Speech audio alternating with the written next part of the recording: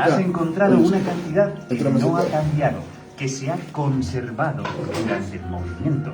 Por ejemplo, si una bola de billar impacta contra una bola más grande, puedes comprobar que si multiplicas la masa de una bola por su velocidad y le sumas la misma multiplicación pero de la otra bola, tienes un número que no cambia en todo el recorrido.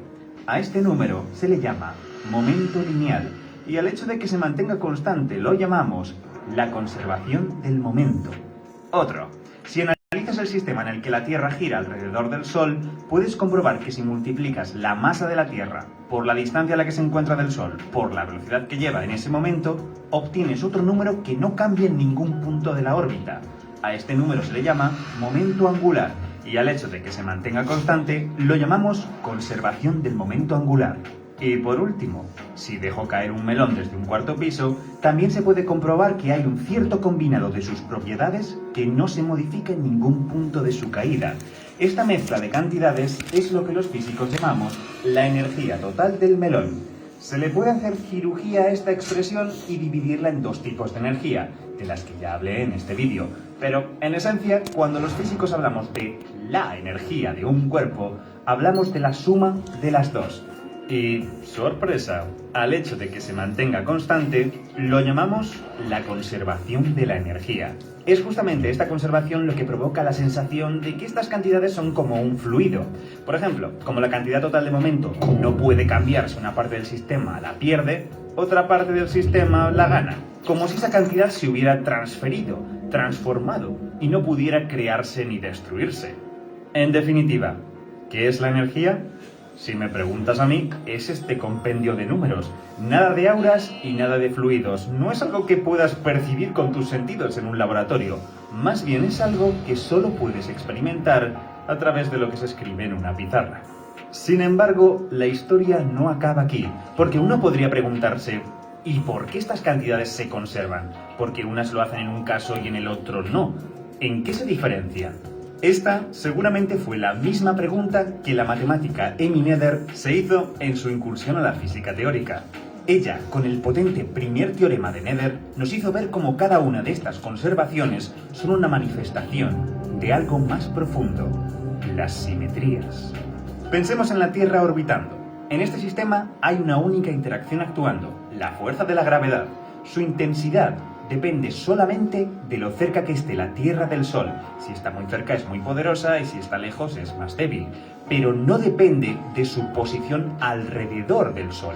La atracción del Sol no cambia si yo roto la Tierra 30, 90 o 100 y pico grados, porque todas comparten la misma proximidad al Sol, que es lo que modifica la fuerza. Es decir, que la fuerza de la gravedad es invariante bajo rotaciones. Luego tiene una simetría rotacional. Ojo, esta simetría no está en el sistema. Las órbitas elípticas no se quedan igual una vez las rotas. La simetría está en las interacciones, en los mismos precursores del movimiento. Y Noether demostró que estas simetrías se reflejan a través de las matemáticas, haciendo que ciertos compendios de números se mantengan constantes en el tiempo. Conservaciones. Vuelvo de nuevo. ¿Qué es la energía?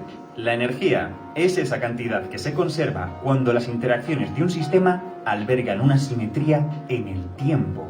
El melón cayendo también está sometido solamente a la fuerza de la gravedad, y esta fuerza no cambia con el paso del tiempo. La intensidad con la que te empuja el suelo en un cierto lugar es la misma con la que empujaba la peña hace 100 años y la misma que hace 200. No se ha modificado. Si yo le hago a la fuerza de la gravedad traslaciones temporales como estas, se queda igual. Una invariancia, luego una simetría, temporal en este caso. Y la cantidad que se conserva la llamamos energía. Pero esta conservación es más profunda aún, porque las interacciones que sí cambian en el tiempo y que podrían romper la conservación de la energía, no existen. Ya sabemos que todas las fuerzas e interacciones que vemos se pueden reducir en última instancia a las interacciones fundamentales, y ninguna de ellas cambian con el paso del tiempo. Esto no es una casualidad, responde a algo más de base, las simetrías del espacio-tiempo en el que suceden. Sabemos que las interacciones y la forma en la que se mueve un sistema físico no cambia cuando traslado el sistema en el espacio. Tampoco lo hace si oriento el sistema en otra dirección. Y tampoco lo hace si activo el sistema en otro momento del tiempo. Estas son invariancias espaciales, angulares y temporales.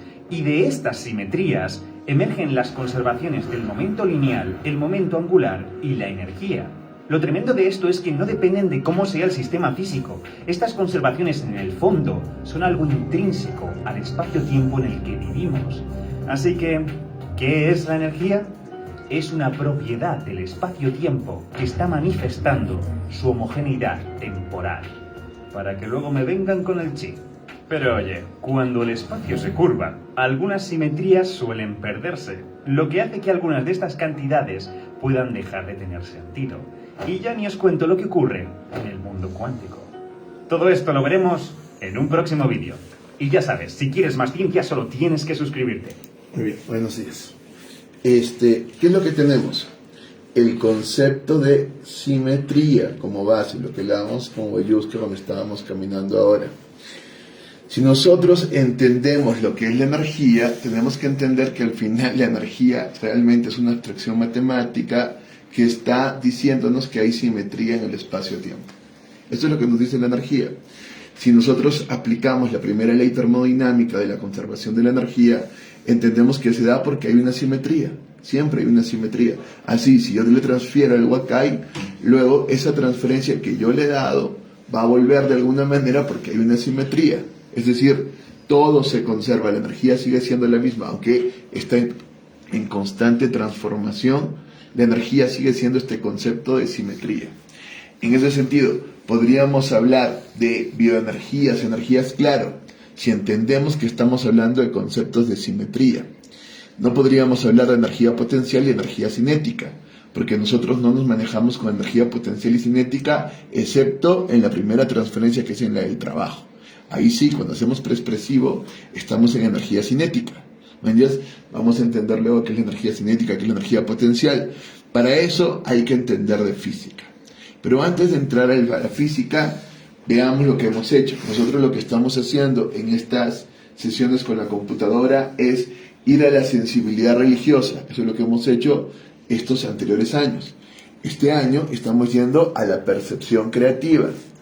Ir a la percepción creativa lo hemos hecho con la fenomenología, empezando con Husserl, yendo con Sartre, yendo con Heidegger, y el psicoanálisis, es decir, percepción consciente y autopercepción, para entrar al inconsciente.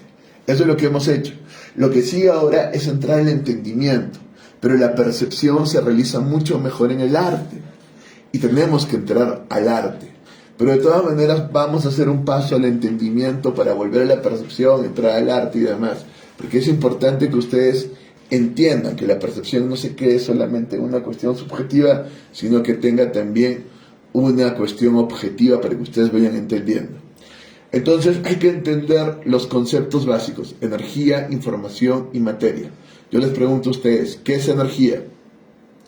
Recuerden que en el anterior hemos ido con Wilhelm Reich y hemos visto la bioenergía. Él cree que al final el problema es un bloqueo en la transferencia interna de energía. Nosotros le llamaríamos así, pero la transferencia interna no solo es interna, porque se transfiere exteriormente. Entonces lo que nosotros decimos es que hay un bucle transferencial en el que se ha quedado atrapado alguien, o hay un bloqueo contratransferencial. Eso es lo que nosotros queremos, entre comillas, curar, hacer fluir. Si estás bloqueado transferencialmente, la energía no fluye. Si estás en un bucle, estás atrapado en una misma transferencia y no puedes vivir, porque estás reaccionando de la misma manera como si tu padre estuviera en el maestro, estuviera en tu enamorado, estuviera permanentemente, y no puedes vivir, estás atrapado en el mismo bucle. Entonces la cuestión ahora es entender qué es la energía, porque Wilhelm Reich nos dice: hay un bloqueo del ki, diríamos nosotros, hay un bloqueo del organón, diría él, hay un bloqueo de la bioenergía. ¿Pero qué es la energía? Yo les pregunto a ustedes, ¿qué es la energía? ¿Qué es la energía? Es el resultado No. A ver. de la suma de energía potencial y cinética. Claro, eso es en física. Y podríamos entender así, pero la cuestión es más compleja, pero ese concepto está bien. Más eso no es el concepto de energía que ha dado el video. El concepto de energía está asociado al concepto de simetría. exacto. Y la energía es una propiedad. Y como tal, la energía es la permanente conservación simétrica en el espacio-tiempo. ¿Me entiendes? Porque siempre va a haber una simetría. Por más que yo haga algo, esto se va a conservar. Hay una transformación constante. La ley de la termodinámica, ¿no? Lo que decía Einstein. La energía no se crea ni se destruye, solo se transforma. ¿Qué quiere decir? Que siempre hay una simetría. Tú crees que estás desequilibrando el asunto, luego se va a equilibrar. No hay posibilidad. Tú crees que tienes una vida y que tu vida es wow, no. Tú eres parte de un sistema de energía que se va a equilibrar. No toques el ojo. Se va a equilibrar. Tú quieres asumir que tu vida es muy especial. No. El capitalista quiere asumir que tiene el capital y que está acumulando capital. No. Eso luego otra vez va a volver a equilibrarse. Porque tu desequilibrio es parte del juego simétrico. Tú dices, estoy desequilibrando y alterando el sistema. Realmente no, porque el principio básico es la conservación de energía y ese principio se basa en la simetría. Todo vuelve otra vez a equilibrarse y estar igual. Igual nosotros con el principio, el de los espíritus. El espíritu absoluto está simétrico al antiespíritu absoluto. El espíritu revelado está simétrico al antiespíritu revelado. El espíritu subjetivo está simétrico al antiespíritu subjetivo. Y luego hay un encuentro de estos dos lados y lo que tenemos es simetría. Siempre es el concepto de simetría. En ese sentido podríamos usar el concepto de energía, pero entendiéndolo desde el lado de la energía, es decir, desde el lado de la simetría. Hay una conservación. Eso es lo que tenemos. ¿Está claro el concepto de energía? Sí. ¿La energía es experimental o es abstracta? Abstracta. Claro, según este video es abstracta, pero ellos están midiendo experimentalmente energía potencial y energía cinética. Ellos miden experimentalmente, es decir, la medición tiene que tener un correlato con la realidad, pero realmente la energía es esa conservación, y en ese sentido es un principio abstracto, universal. ¿Entiendes? Eso es la simetría, no es un principio particular experimental. Están partiendo ya de una metafísica. Su metafísica nos dice que la energía está basada en la simetría y que se mantiene como una constante en conservación. Eso es metafísica, eso no es física. Y es la metafísica fundamento de la física en sí. Pero en fin, muchos dirán, no, la energía es totalmente concreta, experimental. Sí, claro, tú estás tratando de medir y estás diciendo que esto, pero lo cierto es que no, tu principio es abstracto, universal. Es un principio muy general. Tú no podrías medir toda la energía que hay en el... Aunque dice que sí la has medido, pero al final no. Al final no, ¿me entiendes? No, tú estás partiendo de una abstracción, ¿me entiendes? Y en esa abstracción tú asumes esta conceptualización de simetría porque eso es lo que te da tu operación matemática. Alguien diría, esa es tu formulación abstracta. Jamás vas a poder demostrarme que realmente hay simetría en el espacio-tiempo. Simplemente que tu metafísica hace que todo se adecue a este principio universal. Alguien podría criticar así, y ahí entraríamos en un problema epistémico. Otros dirían, no, mi simetría es lo real, es realmente lo real. Y yo diría, sí, claro, pero es lo real desde una concepción metafísica. Entonces entendemos que lo real es esa concepción metafísica, como lo entendería Platón. Es decir, estás partiendo de un arquetipo, de una idea, en la cual tú entiendes que todo es simétrico y que la energía se conserva. No, que las leyes termodinámicas son experimentales, que se experimenten los sistemas, que esto, que el otro. Sí, claro, pero ¿qué ha sido primero? ¿Este principio o este? No, que nació de una experimentación, que fue empírico.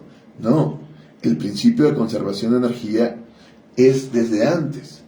Y tú lo estás asumiendo y desde ahí es que tú construyes la ciencia. Otros dirán, no, la ciencia es empírica y empezaremos un problema epistemológico. Muy bien, primer concepto para entrar en física y en metafísica. Energía, simetría.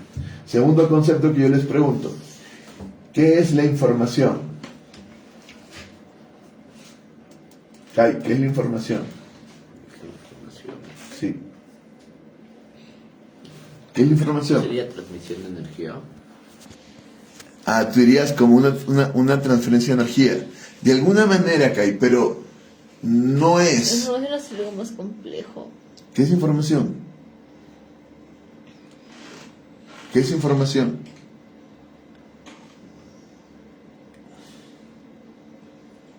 Como organismo, cosas así. Utilización de energía.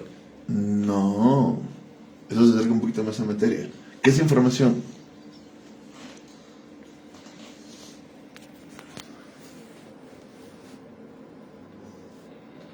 Interpretación de la interpretación. No. Sí. No. La información es interpretación.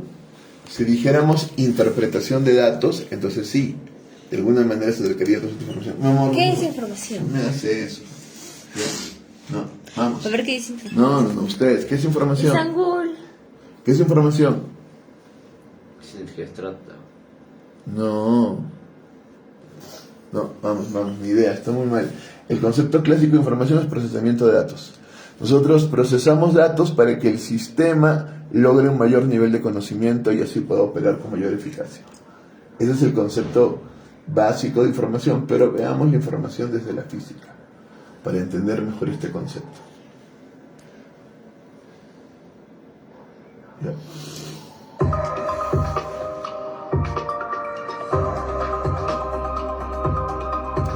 Hola, soy Aldo. Todos accedemos a información. Utilizamos esta palabra constantemente, la escuchamos, pero ¿realmente sabemos qué significa? ¿Se han puesto a pensar sentados bajo un árbol mirando las nubes? ¿Qué realmente quiere decir información? Piénsenlo mientras dura la introducción.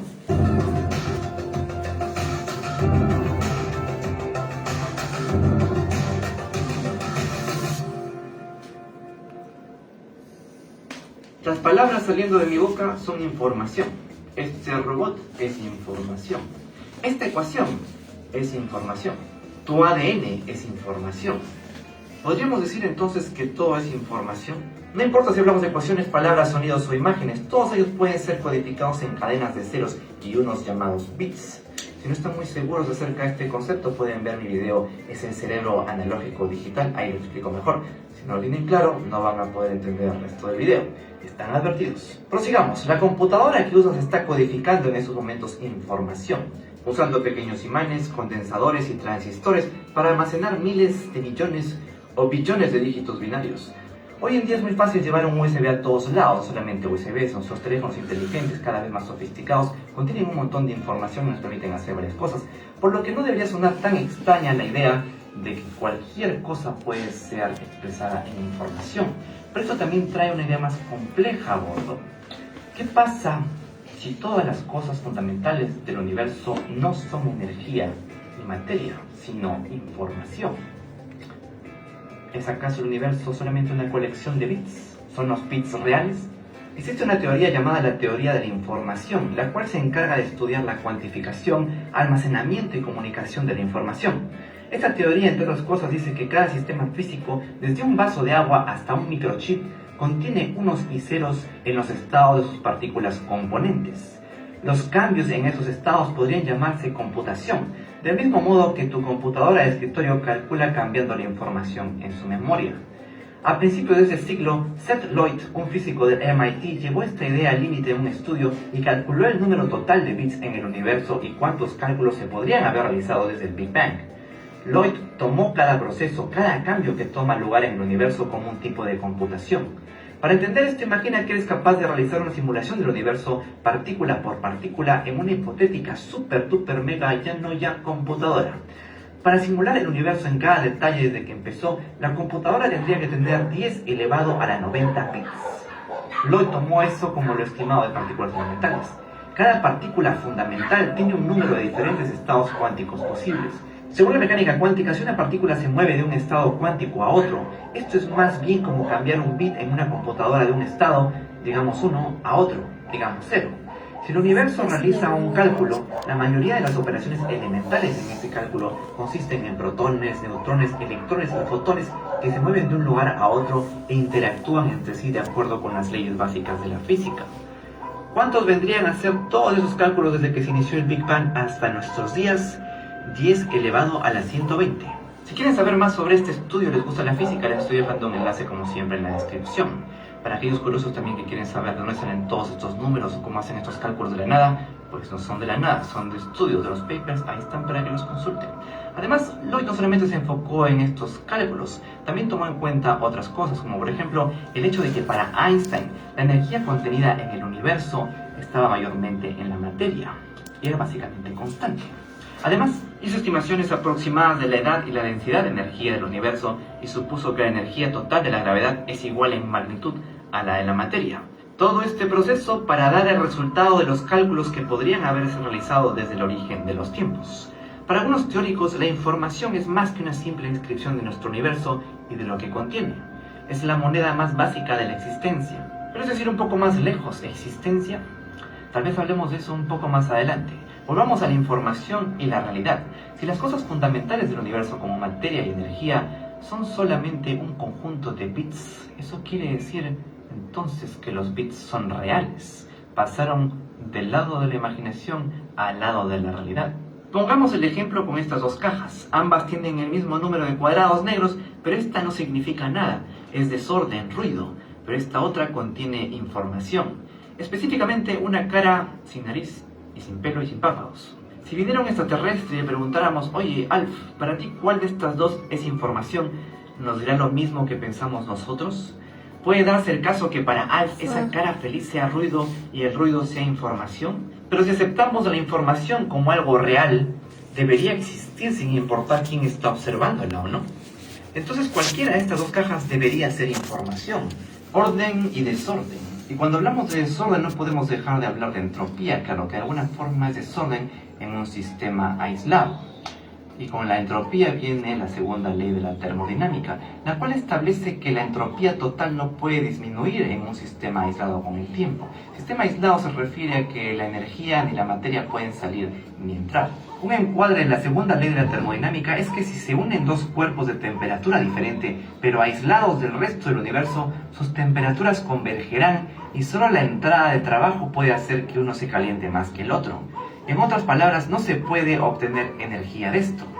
La ley se puede resumir de manera más general como no existe el almuerzo gratis, lo que descarta inventos como las máquinas de movimiento perpetuo.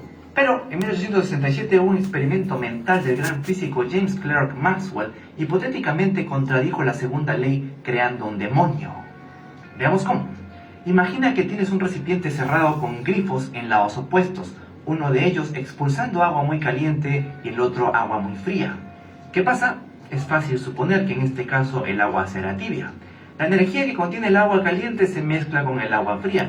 Pero ¿qué pasaría si este no fuera el caso? ¿Qué pasaría si existiera un ser supernatural? A Maxwell se le ocurrió un demonio, que sea capaz de ver claramente las moléculas del agua fría y caliente y se encargue de poner a cada una en su respectiva esquina. El agua caliente se volverá más caliente, mientras que el agua fría se enfriará más. El experimento real de Maxwell no fue con agua, sino con gas, pero se entiende igual. Entonces, luego que el demonio haya hecho su trabajo de separar las moléculas, podrías usar esa diferencia en temperatura para hacer cosas chéveres, como generar electricidad a un bombillo. Y acá surge una pregunta interesante y devastadora. ¿Es esta electricidad gratis? ¿Estamos rompiendo una de las leyes fundamentales de la física? Para entender eso tenemos que volver a la información. Si la información solo está en nuestra mente, por supuesto que el diablito no puede existir. Pero hagámoslo real. ¿Cómo es que este ser mantiene un seguimiento de las partículas? ¿Qué necesita? Memoria, ¿no es cierto? Para no perderse en el conteo y el seguimiento. ¿Y qué es la memoria si no es un conjunto de información? Ahora, actualizar la memoria requiere energía. De hecho, esta energía... Win at work by communicating effectively with Grammarly. Meet Ty. He is email. La energía de actualización que requiere el diablito es la misma cantidad de energía que logra sacar de este recipiente a través de este bombillo. Por lo tanto, no se rompe ninguna ley de la física. Pero ¿qué pasa si en lugar de darle al diablito energía para actualizar su memoria, solo le damos una nueva memoria, una sin usar? ¿La podría usar para hacer el seguimiento de las partículas, pasarlas de un lugar a otro en el momento indicado y seguir sacando energía de esta caja? Ahora sí, ¿significa eso que estamos consiguiendo energía gratis? No, porque todavía tienes que alimentar al demonio, pero ya no con energía, sino con memoria. Todo esto puede parecer hipotético e irreal. Bueno, es un diablito del tamaño de una molécula. Pero los científicos han recreado ¿Tamaño de una versiones molécula? simples del demonio de Maxwell en el laboratorio. Una de estas versiones fue realizada por investigadores de la Universidad Aalto. Sí, así se llama, es una universidad de Finlandia. Bueno, gracias a la nanociencia, investigadores de esta universidad crearon un sensor nanoelectrónico muy preciso que trae el experimento de Maxwell a la vida. En el experimento, la carga eléctrica de una pieza metálica en miniatura es medida y encerrada con la precisión de un solo electrón. A través de una descarga lenta, los electrones con la mayor energía y velocidad similar a la idea de Maxwell pueden escapar del encierro dando solo una parte de su energía. El dispositivo se enfría, pero la energía liberada por los electrones puede ser utilizada en otro lugar. El experimento muestra que esto tiene un gran beneficio. El consumo de electricidad de todas formas produce calor, lo cual es una pesadilla para la funcionalidad de dispositivos electrónicos. Por medio de diferentes aplicaciones de este experimento, es posible reprimir la generación de calor en áreas críticas, además de mejorar la funcionalidad de los dispositivos. ¿Qué resultado positivo trae esto? Pues más dispositivos que ahorren energía y en los que se pueda confiar y que no se sobrecalienten. Así que después de todo, el diablito no es tan diablito. Pero algo adicional, y no por eso menos importante, los resultados del experimento no solo muestran que el experimento mental de Maxwell es válido, sino también que cierta cantidad de información puede ser convertida en energía.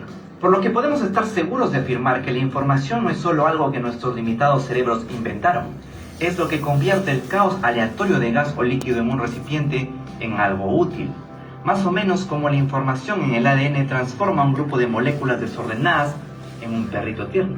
Cada cosa de este universo es información. Es el catalizador que puede traer orden al caos. Si la información no es real, entonces tampoco nosotros. Gracias por ver este video y hasta la próxima. Muy bien, ¿qué es información entonces? Todo. Es el conjunto de procesamiento de bits. Claro, tú dirías el conjunto de procesamiento de bits, claro, porque esa es la teoría de información. Pero el bit es un concepto en la teoría de la información digital para simplemente ver los caracteres y los ponemos en ceros y unos y ceros. ¿Entiendes? Un bit es este código binario de 1 y 0, eso es un bit. ¿Entiendes? Un carácter tiene un cierto código de cuántos unos y ceros. El hombre ha dicho hay unos y ceros como estados en la materia y todos ellos están contabilizados. Y entonces esa es la información. Y de alguna manera lo que te está diciendo es, todos son bits, pero no es que sean bits. Y no es que necesariamente sean unos y ceros, sino que podríamos comprenderlos así, porque al final lo que hay es información que le da orden al universo. Si yo les digo, ¿la información está en la realidad o está en la mente? En ambos. ¿Qué dices? En ambos. Claro, tú dirías, está en la mente porque yo lo proceso, pero realmente está en la realidad. Y tú eres parte de la información. Y entonces viene la cuestión ontológica. ¿Qué es el ser? ¿Es materia? ¿Es energía? ¿O es información? ¿Qué es? Ninguno. Claro, nosotros diríamos ninguno. Pero al mismo tiempo, el ser está manifestándose en energía, bajo simetría. Se está manifestando en materia. Hay que ver lo que es materia ahora. Se está manifestando en información. ¿Entiendes? Nosotros diríamos que el ser es el espíritu. ¿Entiendes? Y el espíritu lo entendemos a partir de Hegel. Veamos solamente el video de Hegel.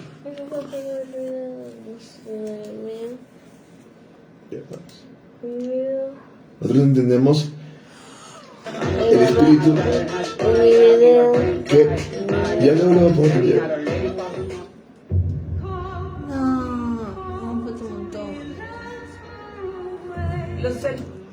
Veamos lo que es espíritu. Recordemos que Hegel entiende el espíritu como una cuestión inmanente. Nosotros no. Hegel en dos frases. Todo lo real es racional y todo lo racional es real. Todo lo que existe, naturaleza, seres humanos y su historia, es la manifestación y el desarrollo de una única realidad, a la que Hegel llama espíritu. ¿Qué significa que todo lo real es racional? Todo sucede por una razón. Todo ser, todo suceso forma parte de un plan, de una secuencia lógica racional. Veamos esto con un ejemplo. Pensemos en una persona que al final de su vida echa la vista atrás y pasa revista a todo lo que ha vivido. Al hacerlo descubre que todo lo que le ha pasado y todo lo que ha hecho tiene una razón de ser. Nada ha sucedido por casualidad. Todo forma parte de una secuencia lógica que ahora, al final de su vida, comprende, al verla ya casi completa. Mientras vivía pensó que lo que le pasaba, conocer a una persona, leer un determinado libro o hacer un viaje, eran sucesos fruto del azar y que podrían haber sido de otra forma. También pensaba que las decisiones que ha ido tomando podían haber sido otras. Ahora, sin embargo, se da cuenta de que cada hecho y decisión forma parte de un plan que él desconocía, que se ha ido manifestando y que ahora ve claro. Todo adquiere sentido y tiene una razón de ser. Hegel piensa que esto mismo es aplicable a toda la realidad. Todo sucede por una razón. Hay un plan o secuencia lógica y no hay nada que sea accidental. Por lo tanto, todo lo real es racional. ¿Qué significa que todo lo racional es real? Solemos pensar que es la experiencia la que nos dice si algo existe o no, si es real o no. Sin embargo, a veces es la razón la que nos indica qué es lo real y luego la experiencia únicamente lo confirma. Un ejemplo. En 1846 fue descubierto el planeta Neptuno, pero su existencia ya había sido deducida matemáticamente. Realmente los astrónomos se pusieron a buscar el planeta Neptuno una vez que los cálculos de las órbitas de Urano y Júpiter sugerían que debía existir otro planeta más que hasta ese momento no había sido observado. Podemos decir que el planeta fue descubierto primero por las matemáticas y solamente después por la experiencia. Este ejemplo pone de manifiesto una idea que Hegel generaliza. Todo aquello que podemos deducir racionalmente se manifiesta también en la realidad. La realidad se desarrolla de forma racional y por eso todo lo racional es real. Mira, vamos. Todo lo que existe no es algo, sino alguien. Es un sujeto, al que Hegel llama espíritu. El espíritu es un ser cósmico que se manifiesta a través de lo real, incluidos los seres humanos. Solemos entender que el mundo es un conjunto de seres independientes, piedras, árboles, animales, personas, que existen durante un tiempo y luego desaparecen. La visión de Hegel es muy distinta. Todos los seres son manifestación o expresión de un único ser, el espíritu. Todo lo que es, por muy diferente que sea entre sí, es espíritu. Para que el espíritu pueda desarrollar todo lo que tiene en potencia, debe exteriorizarlo. Así surgen los seres materiales, la naturaleza. Podemos entender esto con un ejemplo. Pensemos en un artista, un escultor, por ejemplo. Cuando el artista está inspirado, crea una obra. Para ello utiliza materia, piedra, bronce o arcilla. La obra creada es una exteriorización de lo que el artista lleva dentro. Cada obra es la manifestación de algo que el artista lleva dentro y estaba en potencia. Podemos decir que cada obra es una manifestación del espíritu del artista. De la misma forma, Hegel piensa que la naturaleza, el mundo que nos rodea, es una manifestación de todo aquello que está en potencia en el espíritu. Pero además de manifestarse exteriormente, el espíritu debe reconocerse, llegar a la autoconciencia de sí mismo, es decir, darse cuenta de sí mismo y de su propia realidad. El espíritu inicialmente se manifiesta en la materia, pero la materia no tiene conciencia ni pensamiento. Y es aquí donde entra el ser humano. El espíritu alcanza conciencia de sí mismo, se convierte en un ser pensante a través de los seres humanos. No de uno en particular, sino de todos.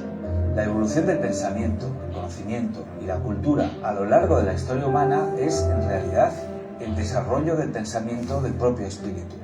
El espíritu se sirve de los humanos para convertirse en sujeto consciente.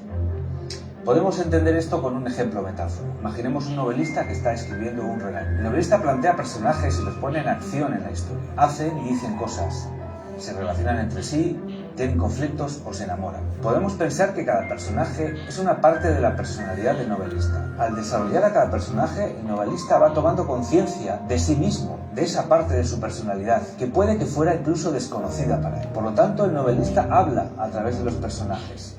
Manifiesta a través de ellos todo lo que él lleva dentro.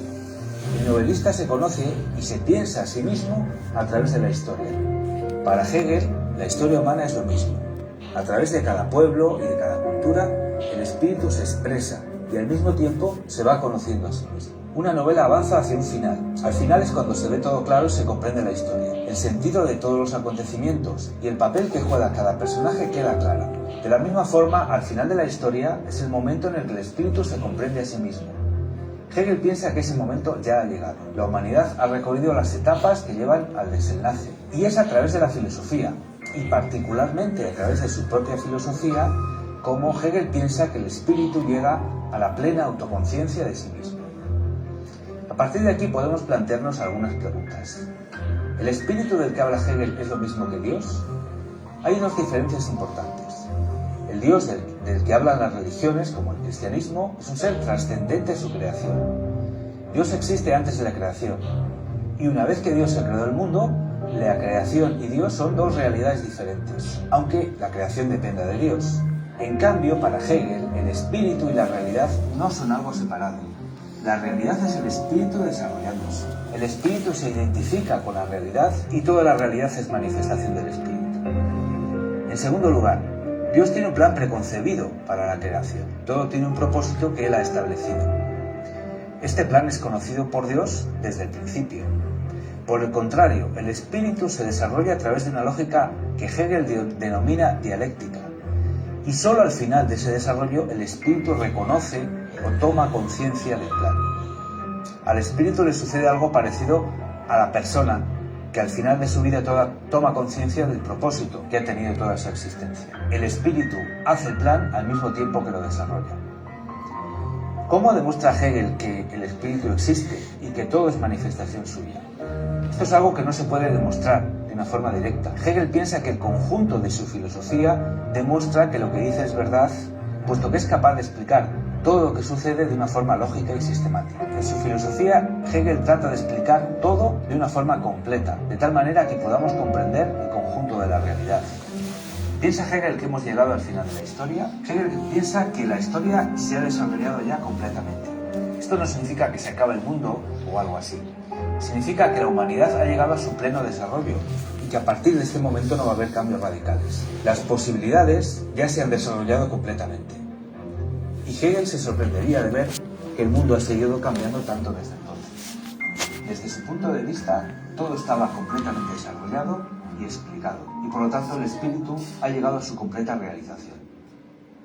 Hay que entender eso, ¿no? Hegel asume que al haber habido la Revolución Francesa, el hombre por fin toma conciencia de sí y no se equivoca, porque lo que hace el hombre a partir de eso es cortarle la cabeza al rey y asumirse como ciudadano libre. Y se asume que él puede negar y afirmar sin necesidad de un poder sobre él, ni la Iglesia con la que acabó Lutero, ni el Estado con el que acabó la Revolución Francesa. Entonces Hegel está simplemente describiendo el proceso histórico. Déjate de tocar los ojos. Y entonces Hegel no se equivoca. Hasta ahora no se ha destruido el Estado burgués, la república y la democracia. De alguna manera se llegó a una etapa de autoconciencia. Pero lo que sigue después es Marx, que dice no se trata de la autoconciencia, se trata de que se desarrolle ese espíritu y que no haya explotación del hombre por el hombre y que haya una comunión. Y luego vinieron las feministas y dijeron no se trata de que hay una comunión entre hombre y hombre. ¿Y la mujer dónde queda? No, se trata de que la mujer también tenga una igualdad y se logre al final esta posibilidad justa. Y entonces, ¿qué ha pasado? El hombre se atrevió a negar. Antes no negaba.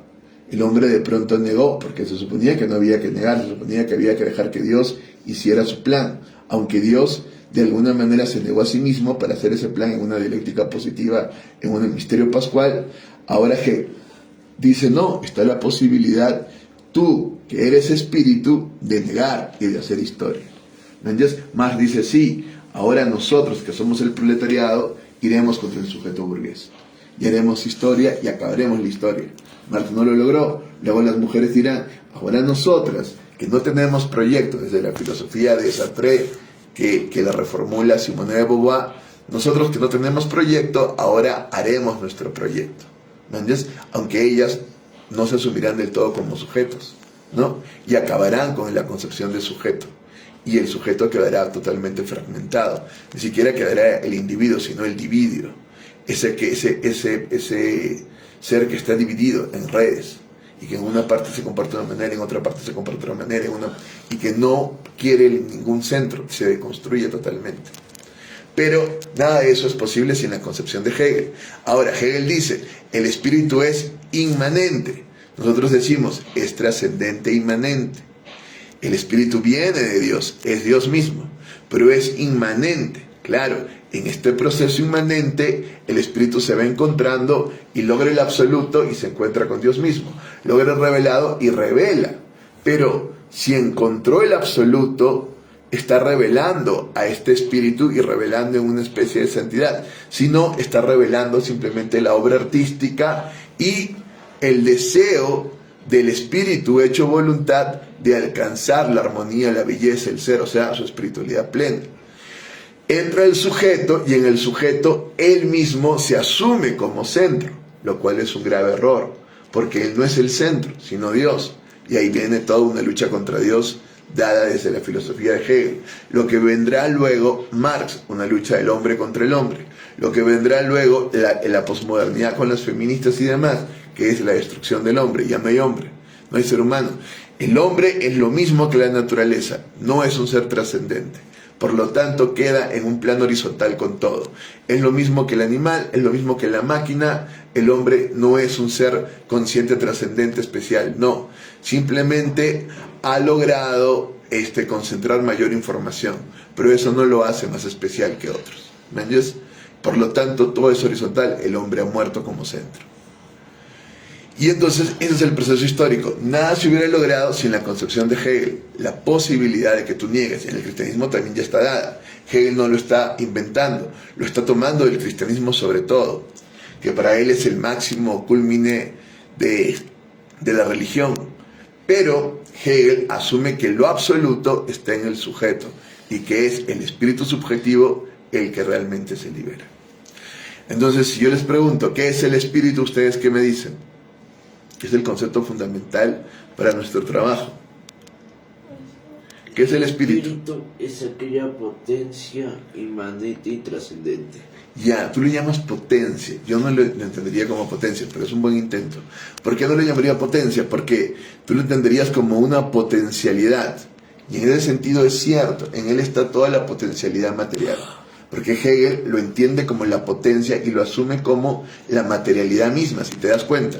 Hegel no está hablando del espíritu como una idealidad, muchos no lo entienden, sino que es esa potencialidad que se hace idea y conciencia de sí misma. Pero Hegel lo está tomando, en cambio nosotros no lo tomamos como potencia, lo tomamos como potencia y como acto. O sea, no lo tomamos solo como potencia. Para nosotros el espíritu es potencia y acto, y al final es Dios mismo. El espíritu es Dios mismo, pero está en Dios y está en toda la creación, ¿entiendes? Y tienen que encontrarse, y al final el espíritu integrado es la comunión sin transferencial de la iglesia, que es la creación redimida con Cristo, y ahí acaba la historia. Mientras que Hegel entendía que no, que la historia acababa en la concepción, en la autoconciencia del sujeto que se objetiva en el estado burgués. Para nosotros no, acaba en el reino de Dios, en el Apocalipsis, en la integración de Cristo y su iglesia. Es por eso, espíritu absoluto, espíritu revelado, edad media, espíritu subjetivo, modernidad, espíritu objetivo, transmodernidad, como entendería en la contemporaneidad, antiespíritu, posmodernidad, espíritu desintegrado, que es el absoluto algorítmico, en lo que estamos ya entrando con toda la pandemia y demás, y espíritu integrado. Y es ahí donde acaba la historia. ¿Entiendes? Pero el espíritu es tanto trascendente como inmanente. Para Hegel es solo inmanente. Y es la misma materialidad que se hace idea. Muchos entienden a Hegel como un idealista, y no lo es. Es tanto materialista como idealista, porque él junta la materia y la idea en el propio concepto de espíritu, pero partiendo de la materialidad, del inmanente. Y vamos antes del video de Amira, este video. Entonces, no, luego. Papá, Este último video, Papá, dijiste. mi amor, este video y luego pongo tu... Papá, Siempre lo voy a poner tu video. Estoy cumpliendo, mi amor. Papá, no lo estás cumpliendo. Sí. Dijiste después de ese video. ¿Quieres de todas maneras que ponga yo este video? Ya, vamos. Pongo tu video. ¿Qué pongo? ¿Qué pongo? ¿Qué estabas viendo? ¿Cómo se llama? La casa del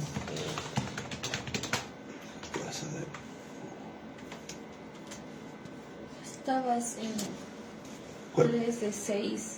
¿Cuál? Estabas en uno de 3 de 6. Sí, pero ¿dónde estamos ahora? Busca uno, a ver si te aparece. No. Capítulo 1.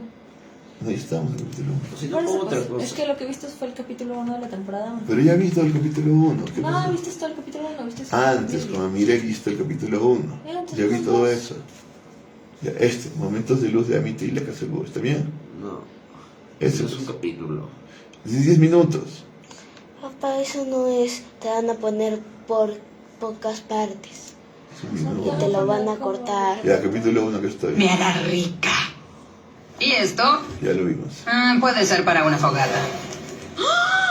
Disculpa, lo siento. Ya, ya. Pero está- No te saldrás con la tuya. No pongas eso. Es una lección para todos. No, mira, No hay lugar para... Salgas conmigo. Ya, pues, Es no una tengo lección tiempo, para me están- todos. me están dando No. tiempo. No te saldrás con la tuya, dama búho. Opa, capítulo 1, Sí, está temporada bien, 2. lo hiciste. No, ya más. Te saliste con la tuya. Te salió con la sub. Ya, que hay 10 minutos. Eso es. Ya ahí se ve ahí bien. ¿Qué hace momentos? Abominable. ¡Aparece! ¡Tará! ¡Ah! Buen juego de palabras. Máxima calificación. Hace tanto que no como comida real. Por favor, dame un poco. No lo sé, Gus. Si Amity vio eso... ¡Lo vi! ¡Los abominables no comen! ¡Sé que estás ahí! ¡No puedes esconderte de mí! ¿Qué eres? ¿Quién eres? ¡Quiero respuestas! Amity Blight. ¿Ah? Pero yo... ¡No! ¡Mírela! Oh, pero... Ahora. ¡No tan rápido! No las dejaré ir tan fácilmente. ¡Quiero mi estrella! ¡Abominables! ¡Atrápenlas!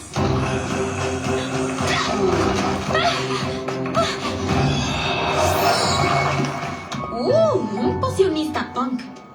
¡Ay! Mira por dónde... Oh, eres tú. El abominable de Willow.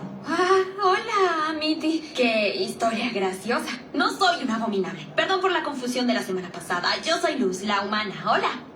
Quita tu mano. Me metiste en problemas con el director Bump y yo nunca me meto en problemas. Bueno, para ser justas, no te molestó que él quisiera cortarme, así que... No puedes estar aquí. Esta reunión es solo para brujas. Bueno, estoy aprendiendo a hacerlo. Estoy tomando lecciones de magia con una poderosa bruja y un feroz demonio. ¿Es ese tu feroz demonio? Ups, eso fue un accidente. ¿Por qué eres tan mala, Amity? Porque tú y tu mascota son una deshonra para las brujas. ¡Yo no soy una mascota! Él es un buen chico y el rey de los demonios. Te diré algo, Amity. Una cosa es que creas que no puedo ser una bruja. ¿Por qué no puedes? Pero otra cosa es molestar a mis amigos. ¡Te desafío a un duelo de brujas! Yo acepto. Establezcamos las reglas de este duelo, ¿de acuerdo? 1. Si yo gano, te disculparás con King por aplastar su cupcake. Buenas noches, dulzura. Y 2. Admitirás que las humanas podemos ser brujas. De acuerdo. Pero si yo gano, no solo les dirás a todos que no eres una verdadera bruja, sino que además dejarás de entrenar para siempre. ¡Hazlo, Luz! ¡Por mi honor! Bien, dame tu mano. El juramento eterno está sellado. Creo que eso está bien. Te veré en el auditorio dentro de 1 hora. Veamos qué clase de bruja eres.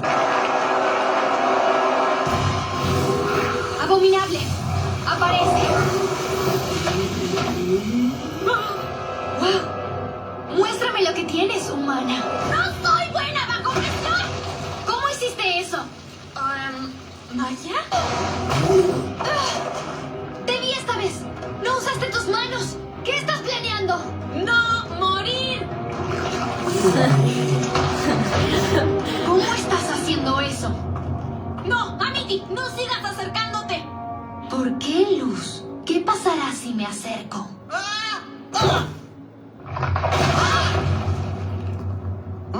¡Estoy bien! ¿Espinas? ¡Lo sabía! ¡Hiciste trampa! No fue idea mía hacer trampa. Y cuando me di cuenta intenté detenerla, pero... Yo podría creer algo de lo que dices, pero yo no sabía. Amity, espera. Amity. La maestra Lo se le siento. puso un poco ¿En ansiosa. serio? Solo déjame sola. No quise avergonzarte. Eso es lo que siempre haces. Primero en la escuela y ahora aquí. Sí, pero me ridiculizaste frente a la aquelarre del emperador. ¡Mi futuro! ¿Crees que es tan fácil ser una bruja? Trabajé toda mi vida para llegar a la cima. ¡Perdiste! ¡Hiciste trampa! ¡Dilo! ¡No eres una bruja! No soy una bruja. Ya lo puedo, no lo puedo hacer. Pero estoy entrenando duro para hacerlo. Eso no es nada. Hasta un niño hace un hechizo de luz. No, no es cierto. Pero no puedo nunca hacer. vi hacerlo de esa forma. No está en mi naturaleza, como en tu caso. Así que tuve que improvisar. Es terremoto. El juramento se disolvió.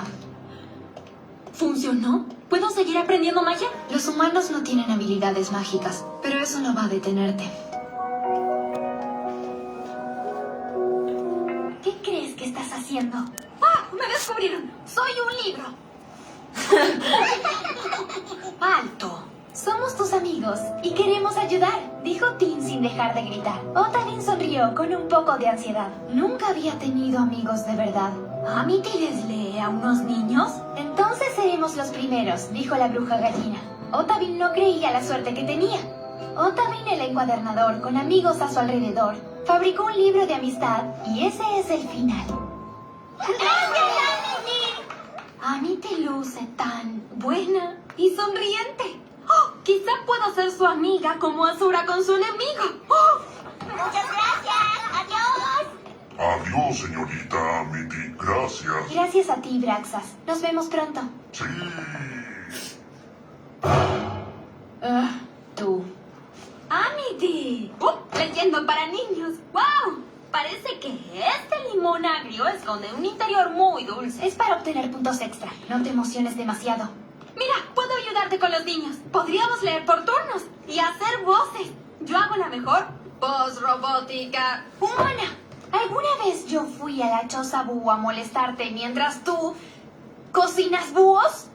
Bueno, no sé qué haces allí, pero cada vez que te acercas a mí estoy en problemas. ¡Déjame sola! Perdón. No te gusta. Lo siento. No puedo ser amiga de un enemigo. ¿Vas a dejar que te trate así? ¿Quiénes son ustedes? Benefactores en una misión. Una generosa misión. Mira esto. ¡Hey, Manoplas! Mamá dijo que no olvides tu almuerzo y que dejes de ser mala con tu amiga. Ella no es mi amiga. Sí, tiene sentido. Es demasiado genial para ti. ¿Lo soy? ¿Por qué no se van todos ahora? ¡Bien lejos!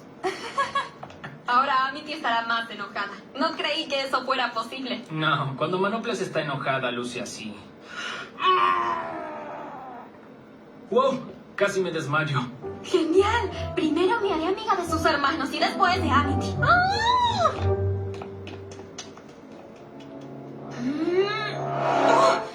Casi me desmayo. ¿La tapa está dibujada a mano?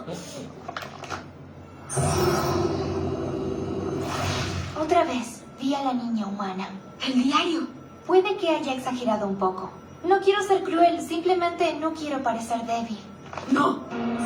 Desearía tener a Celia. ¿Por qué la humana no me deja sola? Otra vez le dije a mamá a la maestra. Perdón que no escribo hace tiempo. Alto, ¿por qué me estoy disculpando?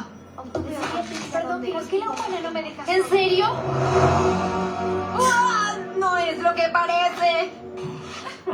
Ustedes son los peores. Pero tú... Traté de descubrir qué tipo de persona eres. ¿Eres una mentirosa? ¿Una nerd? No, ya sé. Eres una bravucona, Luz. ¡Amity! Manoplas arruinó la diversión. Son geniales. Pero debo hablar con Manoplas. Digo, Amity. Está bien. Te vemos luego, linda.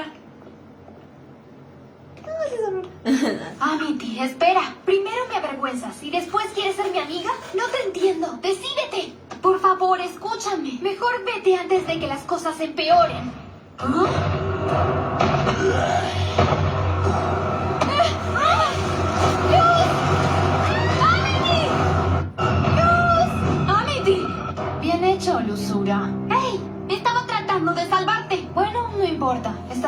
ocupadas juntas para siempre. 1. ¿Qué estás haciendo? 2, 3. ¿Ahora qué? No lo sé. No creí que funcionaría. Solo estaba como...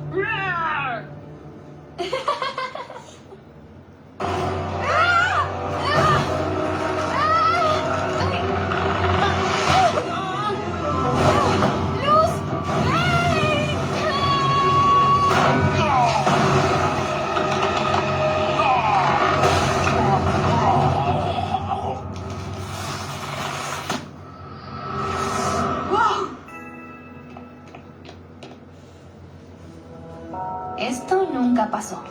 Espera, esto no repara haber leído tu diario, pero... ¿te gustaría llevar este? Vi que solo tenías hasta el 4. Gracias.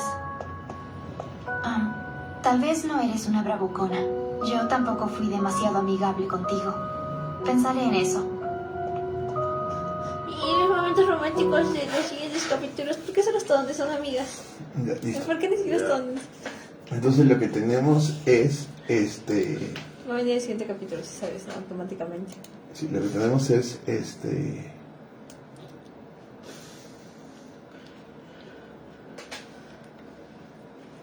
Uy.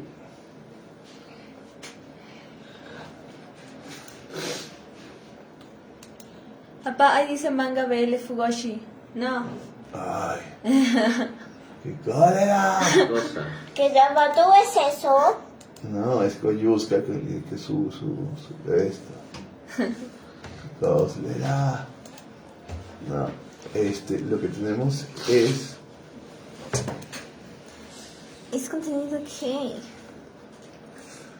entendiendo, logramos una percepción del universo, pero ¿realmente hemos entendido lo que es la energía?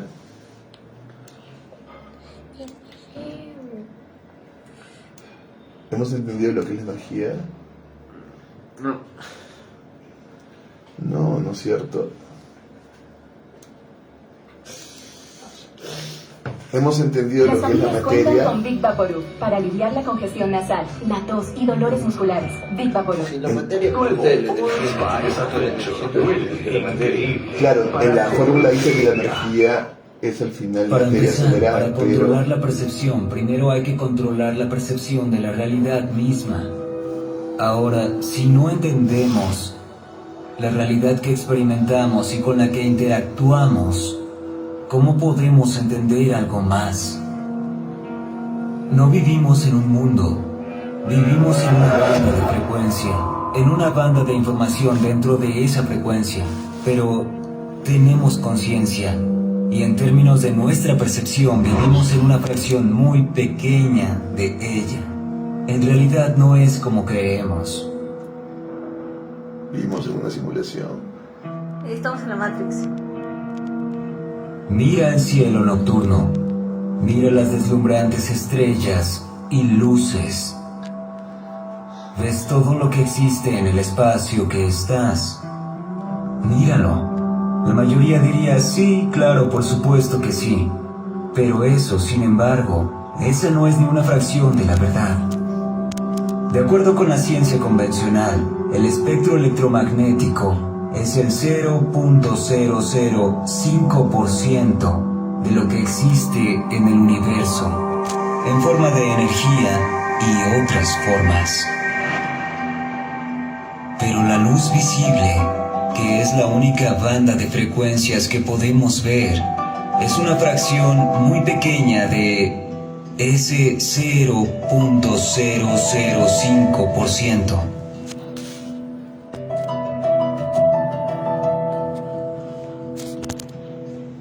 La humanidad está ciega ante la totalidad de lo que existe.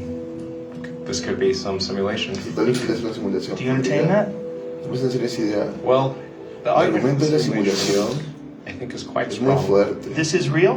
Esto es real. Wanna Cuando test tocas la out? madera, Feels very real. se siente muy real. Where are you? ¿Dónde estás? Or are you really? En realidad, ¿dónde estás? You aren't anywhere. No estás en ninguna You're in a parte. computer. Es solo una computadora. ¿Qué defines de dónde estás? Why do you think you're where ¿Por qué you are crees que right estás now? donde? You might not. Podría no estás ahí. Y sigues hablando sin ir a fumar un minuto. Andrea, tú que tenemos que cerrar la llave. Right now you think you're in a studio. En estos now. momentos crees que estás... You might Lo que me be. dijeron, podrías estar en una computadora. Experimentamos lo que parece ser un mundo físico. Un sólido y físico mundo donde todo está separado de todo lo demás. Y que parece estar fuera de nosotros. Pero no es así. No de la forma en que lo experimentamos. El mundo que experimentamos como si estuviera afuera, en realidad está aquí dentro. ¿Qué es el Wi-Fi? Es información que viaja en campos de ondas de radiación. Tienes una pieza de tecnología llamada computadora que capta esos campos de radiación y los decodifica de cierta forma en que la pantalla no tiene absolutamente nada que ver con los campos en su forma primaria. Y nosotros hacemos exactamente lo mismo para crear la realidad que nos parece tan real. Vivimos en un mar de información, de posibilidades y probabilidades como el Wi-Fi. Y todo el tiempo lo que yo llamo la computadora biológica, los procesos de decodificación de lo que llamamos el cuerpo, siempre decodifican información de ese campo inalámbrico y lo proyectan en nuestra pantalla que existe en el cerebro. Cuando se realiza ese proceso de construcción, percibimos lo que creemos que es un mundo externo que nos rodea, pero en realidad todo sucede dentro de nuestra mente. Piensa en el aire. El aire lleva información vibratoria que llamamos sonido. Ese se convierte en información eléctrica que va al cerebro y él escucha sonido. Entre nosotros no existe el sonido. Oímos el sonido hasta que lo decodificamos. Ahora mismo cuando hablo, mis cuerdas vocales crean un campo de frecuencia de información. Hasta que se decodifican las palabras en la forma que describo, haciendo que escuches lo que estoy diciendo. Aparentemente vivimos en un mundo externo sólido, pero en realidad vivimos en un mundo ilusorio que en su forma decodificada es algo holográfico. Estamos muy cerca de la realidad virtual, en la realidad que experimentamos, y los pioneros en este campo dicen que en pocos años no podremos distinguir la diferencia. Podría llegar a un punto at some point indistinguishable from donde reality. no lo distinguiríamos de la realidad. ¿Cómo logran manifestar la realidad virtual? Usando los mismos sistemas de decodificación que usaron para crear esto. Los guantes son el sentido del tacto. El casco es el sentido de la visión y el sentido del oído. Lo que hacen estos juegos es introducir una fuente alternativa de información en los sentidos de decodificación que usamos para crear esta realidad. Estás contando los segundos hasta que puedas saltar un anuncio, ¿verdad? Pero ¿qué pasaría si no tuvieras que volver a ver un anuncio? ¿Qué tal? Y puede verse tan increíblemente real que la gente reacciona ante lo que es simple información que reciben los sentidos.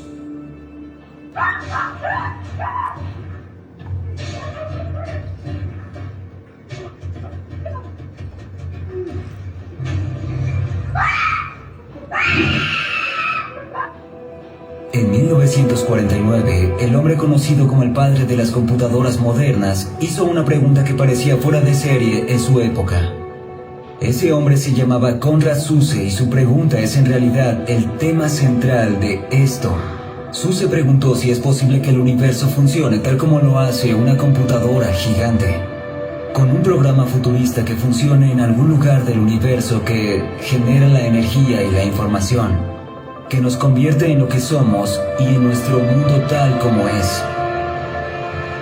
Suse era un hombre muy adelantado a su tiempo, y su pregunta no tenía mucho sentido para la gente de su época hasta más tarde en el siglo XX. Cuando las computadoras de alta velocidad hicieron posible ejecutar experiencias simuladas en realidades virtuales. Como testimonio de cuán poderosas eran sus ideas, el pensamiento de Suse fue el que sirvió de base para la popular película de ciencia ficción The Matrix en 1999. Estamos en un programa de computadora. Está tan difícil de creer. Esto no es la realidad. ¿Qué es real? ¿Podrías definir real? Si te refieres a lo que puedes sentir, puedes oler, puedes probar y ver, real son simples señales eléctricas que interpreta tu cerebro.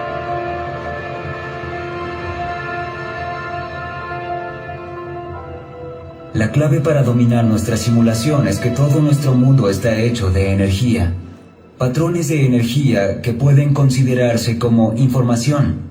Del mismo modo que la energía de un canal de televisión se convierte en información para el televisor, en tu sala de estar, tu laptop o tableta, la energía que nos rodea puede considerarse como un mar de información viviente. Entonces, desde las montañas, las rocas, los árboles y las flores, hasta tú y yo, y toda la vida, todo está hecho de información. El punto aquí es que para que tanta información fluya constantemente y continúe por un periodo de tiempo tan largo, debe haber un mecanismo que mantenga todo en marcha, un código autosuficiente y autorreplicante de algún tipo. Ese código era un misterio hasta 1975, cuando los científicos descubrieron el código simple pero elocuente que ahora sabemos que existe en los niveles más fundamentales de la naturaleza. El código se llama fractal y se trata de patrones fractales. Un fractal es un patrón que se replica una y otra vez, además de que es un patrón que es autosimilar en diferentes escalas. En otras palabras, el patrón se repite, el mismo patrón desde los niveles más pequeños del átomo e incluso ínfimos, hasta los niveles más grandes de nuestro planeta y mucho más allá. Me refiero a que si miramos un átomo, lo que vemos es que un átomo está hecho de cosas, de electrones moviéndose alrededor de algo, de su núcleo. Entonces este es el patrón, las cosas que se mueven alrededor de las cosas. Ahora si miramos un planeta con una luna, vemos el mismo patrón, vemos las lunas moviéndose alrededor de un planeta, como los electrones que se mueven alrededor de un núcleo. Excepto que sucede en una escala mucho más grande, y si vamos más allá, a un sistema solar, lo que vemos son planetas moviéndose alrededor de un sol. Es el mismo patrón que vimos para el átomo, pero en una escala mucho más grande. Y si vemos esto al tamaño de las galaxias, entonces el punto aquí es que el patrón es el mismo, pero se repite en diferentes escalas de magnitud. Y decimos que el patrón es un patrón fractal. Entonces, el átomo es un patrón fractal de lo que vemos en el sistema solar. El sistema solar es un patrón fractal de lo que vemos en una galaxia. Y la belleza de un fractal y lo que lo hace tan poderoso es que si entendemos cómo funciona el patrón de energía en una pequeña escala, nos da una idea de lo que está ocurriendo en una escala mayor. La belleza de un patrón fractal es que, independientemente de cuán complejo parezca ser un fractal, cada uno de ellos está hecho de una fórmula muy simple, llamada código recursivo. Es el que ves en tu pantalla. Es ese código de allí. Entonces, este código significa que la salida de un cálculo se convierte en la entrada para el siguiente. Y de esta manera, la ecuación es autosuficiente. Y eso es lo que hace que el código fractal sea muy poderoso en nuestra simulación. Una vez que se descubrió este código, se reconoció en todas partes, desde las ramas de los árboles y las plantas, hasta la forma que tienen los ríos y las arterias dentro de nuestros cuerpos. Los patrones de ramificación de la forma en que la sangre fluye dentro de nuestros cuerpos en realidad siguen exactamente el mismo patrón, incluso al nivel de cómo se reproducen las células. Es posible que cada momento de cada día de nuestras vidas esté sucediendo dentro de una realidad simulada que se ve y se siente totalmente real para nosotros? Entonces, la idea de un entorno digital ciertamente no es nada nuevo para nosotros hoy. Ya usamos entornos simulados en varios lugares. Entonces, cuando estamos usando un entorno simular en la Matrix, entonces estamos en una Matrix. Entonces, ¿qué es el universo holográfico? Tomemos un parque temático de Disney que tiene una casa embrujada donde se pueden ver rostros y personas bailando. Esos son hologramas, y para crearlos se usa un láser. Este se coloca de referencia. Luego se usa otro para tomar una fotografía láser desde 2 o 3 puntos de vista diferentes. Al hacerlo, se obtiene un patrón de interferencia que se ingresa en una computadora que proyectará una réplica perfecta de algo previo por medio de la luz. Sin importar de qué se trate, siempre que algo esté para tomar la fotografía. Y esta es la clave de lo que estoy tratando de decir. El proyector no debe estar en la misma habitación que los hologramas porque matemáticamente no funcionaría. Así que piensa en esto: si estuvieras en Disney y vieras los hologramas frente a ti sin ser proyectados, serían algo que no puedes ver. La magia es lo que se forma frente a ti una vez que es proyectado. Es como magia. Y la verdad es que si pensamos que Disney es el cosmos, hay un proyector. Es un proyector que funciona con láseres y luces, pero proyecta un mundo que parece real para nuestras mentes. Parece algo real, incluso si no lo es. Tenemos la sensación de estar viendo algo, que es casi como un reflejo de algo sobre la Tierra. Pero, ¿quién lo creó? Bueno, acerca de eso, quizá el proyector debe estar en otra dimensión. ¿Qué dimensión es esa? ¿Quién controla esa dimensión? Vivimos en una simulación. Muy bien, entonces, un argumento como este, de pronto se hace... ¿Te recuerdas de la película El Laberinto? ¿Cuál? El laberinto de los chicos que están atrapados en una simulación en la cual tienen que pasar un laberinto para salir. Y luego cuando salen descubren que están en otra simulación, dentro de la simulación. Ya.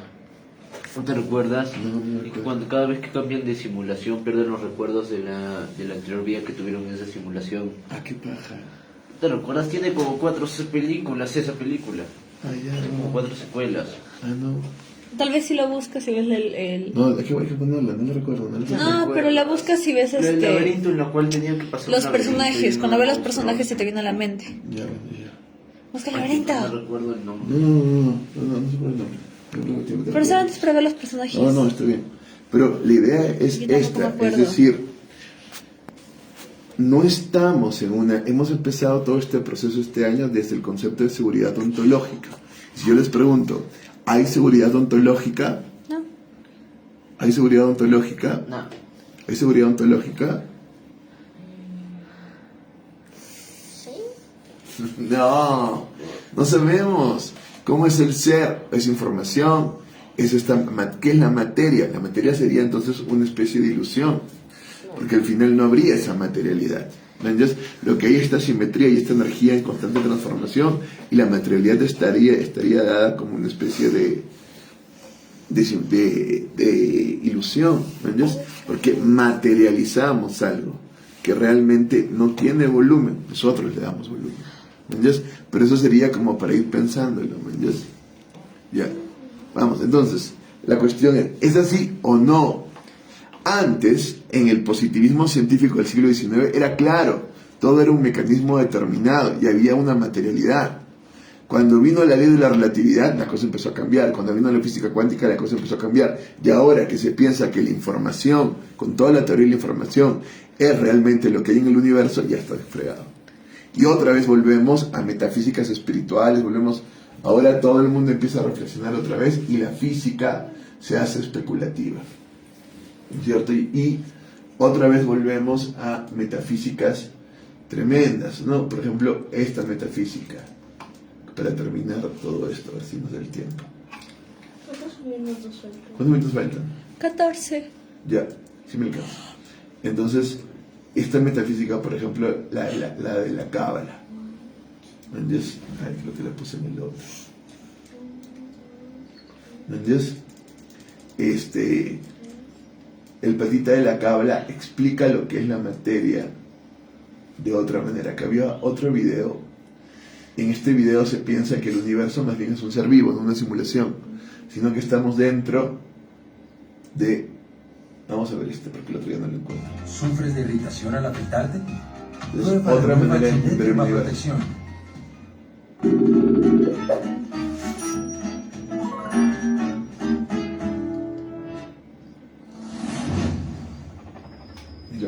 Esto ya es conspiranoicos, ¿no? Toda la cuestión en internet hay un huevo de conspiranoicos. El ser humano está convencido de ser capaz de reconocer la vida, desde el microbio más pequeño hasta el más grande de los mamíferos.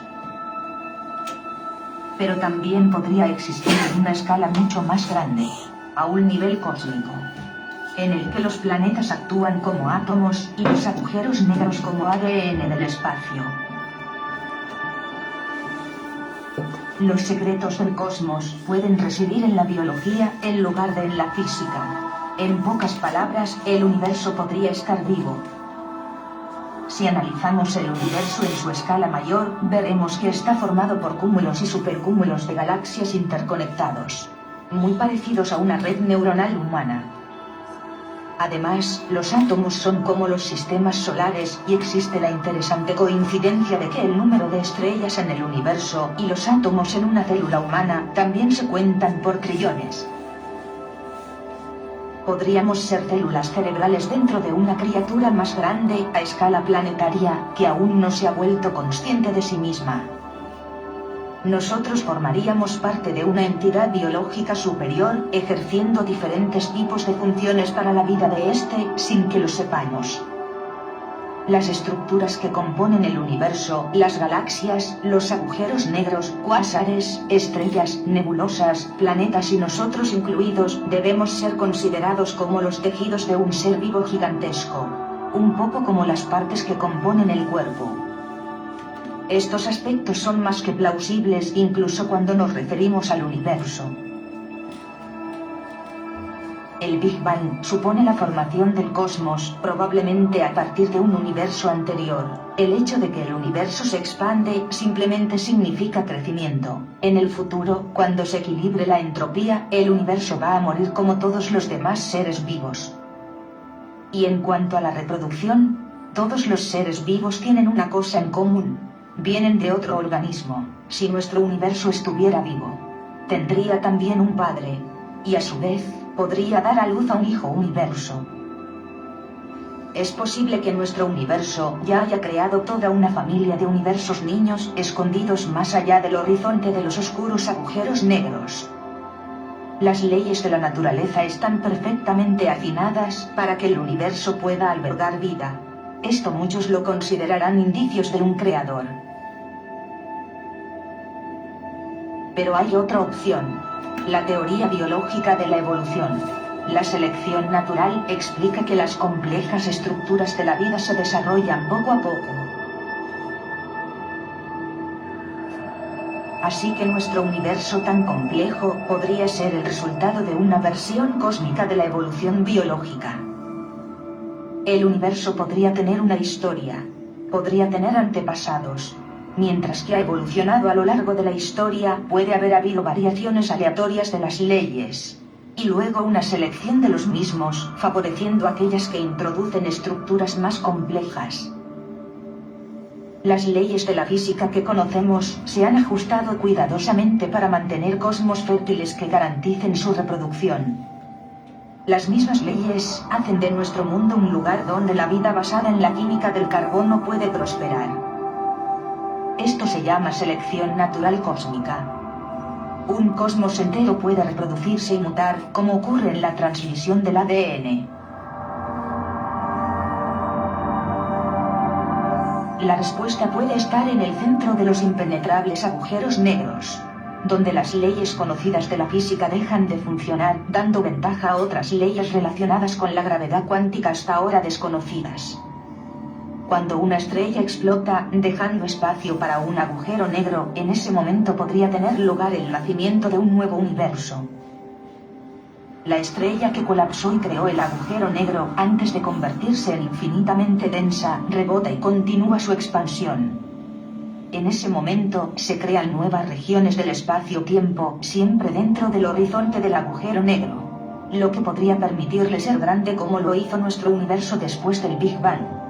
Por lo tanto, nuestro universo podría no ser más que un brote aparecido en una rama de un árbol de crecimiento cósmico gigante.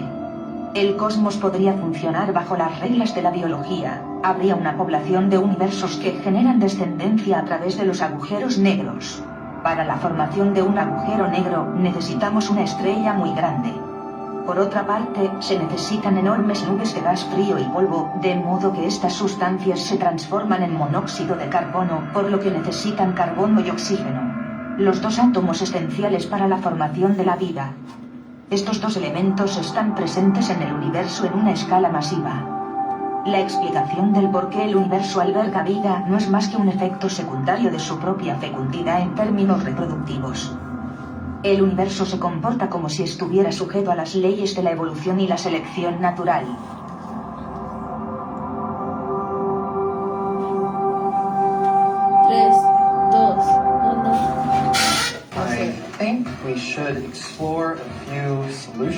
Acá está poniendo la biología y partiendo de la biología para Según la teoría de la entender el selección universo. natural cósmica, el universo en el que vivimos es un organismo vivo, y la vida no es solo un fenómeno local, sino también a escala, y es capaz de manifestarse no solo en diferentes lugares del universo, también a diferentes escalas, tan grandes como para ser irreconocibles por nosotros. Después de todo, estamos en diferentes versiones a escala de la misma cosa.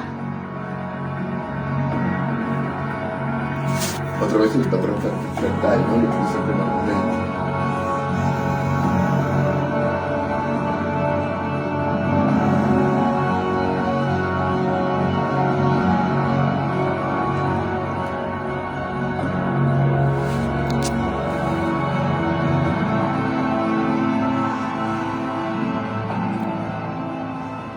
Podríamos ser una pequeña parte de una criatura superior. Esto tiene su lógica. Como hemos visto, siempre que tratamos de ver qué hay más allá del universo, descubrimos otra estructura mayor. Las únicas formas de probar esto, desafortunadamente, se basan en simulaciones que tienen sus propios efectos inherentes, o en sentarse y esperar y ver qué surge. Sistema solar, galaxia Vía Láctea, grupo local, supercúmulo de Virgo, cúmulo de la Vía Láctea, y así probablemente hasta llegar a un multiverso. Podría ser que un multiverso forme parte de un átomo de una estructura mayor, varios multiversos girando en torno a otro, hasta llegar a un ser vivo, quizá una forma de vida desconocida por nosotros. No sabemos quién sería ese ser vivo y posiblemente no sea consciente de que existimos. Hasta que una inteligencia a mayor escala intente comunicarse con nosotros, creando y enviando una señal obviamente inteligente, solo tendremos la opción de esperar. Pero podría ser imposible. Es como si nosotros quisiéramos comunicarnos con un virus. Cada forma de vida está limitada en su propio universo. Nosotros somos seres de energía condensada, compuestos por millones de células. Nuestros cuerpos ya son un gran universo, llenos de extrañas criaturas de diferentes razas, incluso luchas entre ellos continuamente. Ninguna de ellas tiene la capacidad para comprender dónde están realmente. Así que nosotros, seres compuestos tridimensionales, no podemos comprender ni ver más allá de lo que los sentidos nos permiten. Sería imposible hacerle entender a un virus que forma parte de un cuerpo vivo que está en un planeta que a su vez forma parte de un universo en expansión, sencillamente porque está a otro nivel de existencia. Como vemos, todo en el universo tiene diferentes escalas. Nada es absoluto, todo es relativo. La inteligencia humana también puede ser relativa. Pueden haber diferentes niveles de vida y muchos universos aún incomprensibles para los humanos bajo nuestro punto de vista y nuestra evolución. Podríamos estar dentro de un organismo vivo y nosotros ser microbios sin inteligencia desde el punto de vista de otras entidades. Esto podría ser cierto o no, pero resulta curioso la asombrosa similitud del cuerpo humano con las formas de la naturaleza. Esto nos hace pensar que tal vez lo que hemos descubierto del universo es solo una gota de agua de algo mucho mayor. El universo y sus leyes poseen una armonía y similitudes perfectas que en ocasiones es notoriamente asombrosa. Si te gustó este vídeo, dale un like y no olvides suscribirte. Puedes encontrarnos en Facebook, en el G+, y en... ¿Qué es lo que hacemos nosotros ante este caos ontológico, nociológico, epistemológico? Nosotros respirar. Entendemos que la base de todo va a estar en el espíritu absoluto y que el espíritu absoluto está desarrollado desde la cuestión religiosa, simbólica, mítica.